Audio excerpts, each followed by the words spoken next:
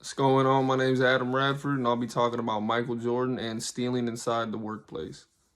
Now, Michael Jordan is arguably, if not the greatest basketball player of all time. Now, to get to this point or have this moniker, you may or may not need to be a good leader, but Michael Jordan was a good leader, and that's why we bring him up and we talk about him still years after he's done playing. He's one of the best leaders in modern history from what we know of. He was able to win 6 championships. Now, his leadership style, it might not have been for everybody. He was more of an autocratic, authoritarian type of leader where he was hard on his people. He was the commander in chief, he was the leader, and he let everybody know their roles and what they needed to do. Now, he would lead by example. Don't get this wrong. He would definitely put his players through the same things that he was putting himself through to show everybody that, we're equal. We're just setting a standard. You need to be able to handle this and do this for us to achieve our goal, ultimately. And that's where I think the theory that he was using throughout his leadership or throughout his career and his leadership style, his theory he was using was the path goal one. Now, I got a little bit of inside source from Amir Morshed from Propel International. He posted up on LinkedIn or Link ID, whatever it is, however you pronounce that.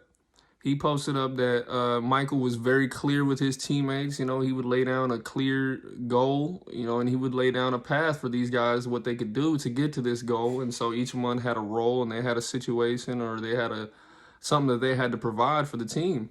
And Michael, like I said, he was a commander in chief, so he was definitely gonna, whatever these guys couldn't do, he was there to pick up for their deficiencies. He was there to pick up the slack. He was the backbone.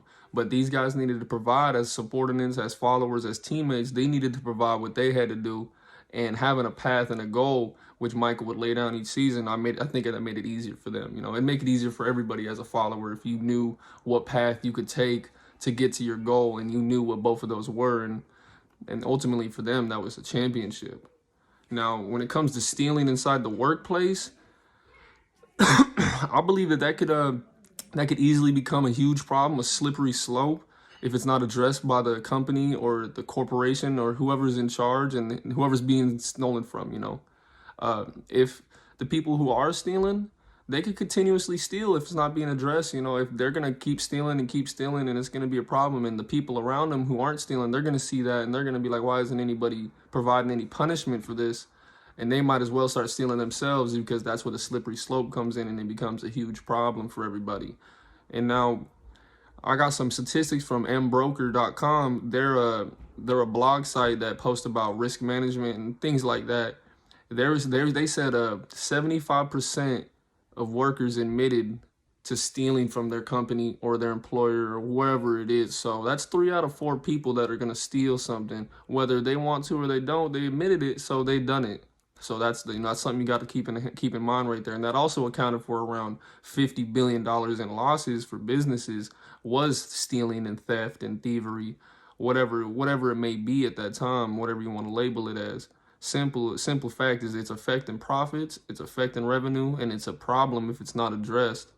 And it's a big thing. If you're not dealing with the people who are stealing inside of your company, then, like I said, that's just going to set a bad example, and there's going to come into question about the authority. It's going to come into question about the rules, and it's going to cause a rift among coworkers and whatnot, because people will know who's stealing.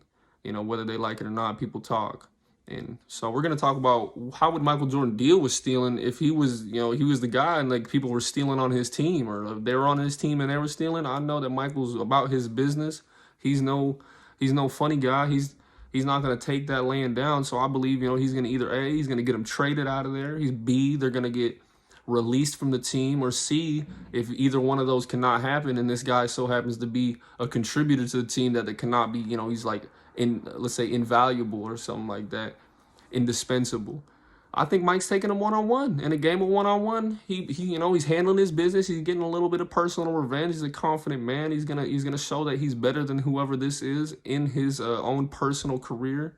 Whatever your career path is, Michael's gonna try to show that he's better than you for stealing from him, or he's gonna try to get it back. Michael is not gonna take that laying down. He's gonna get it back some way, somehow, whether it's reimbursement or you're going to be completely out of the picture, or you're embarrassed and you don't want to even try it again. So I believe that's how Michael would handle stealing inside the workplace.